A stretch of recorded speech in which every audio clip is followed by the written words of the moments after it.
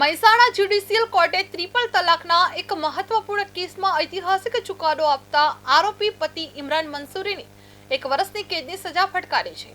સાથે જ કોર્ટે અલગ અલગ કલમો હેઠળ કુલ 10,000 રૂપિયાનો દંડ પણ ફટકાર્યો છે અને દંડ ન ભરવામાં આવે તો વધુ 2 માસની સજા ભોગવવાનો આદેશ આપ્યો છે। વર્ષ 2024ના જાન્યુઆરી મહિનામાં આરોપીએ પત્ની રિઝવાના બાનુને માર મારી 2 બાળકો સાથે તરછોડી દીધી હતી, જેને પગલે પીડિતાએ મહેસાણા મહિલા પોલીસ મથકે ફરિયાદ નોંધાવી હતી। ફરિયાદીના વકીલ ઉજાસ યાજ્ઞિકની દલીલોને ગ્રાહ્ય રાખીને કોર્ટે આ ચુકાદો આપ્યો હતો। ન્યાય મળતા પીડિતોએ કોર્ટ, નરેન્દ્ર મોદી અને સરકારનો આભાર વ્યક્ત કરવામાં આવ્યો હતો। આ ટ્રિપલ તલાકના કેસમાં મારા એક ક્લાયન્ટ છે રિઝવાના બાનુ કરી, એમની સાથે વારંવાર એમના હસબન્ડ કે જે ઇમરાન હુસૈન કરીને છે એ વારંવાર મારઝૂડ કરી અને એમના સાથે ઘરેલું હિંસા કરતા હતા।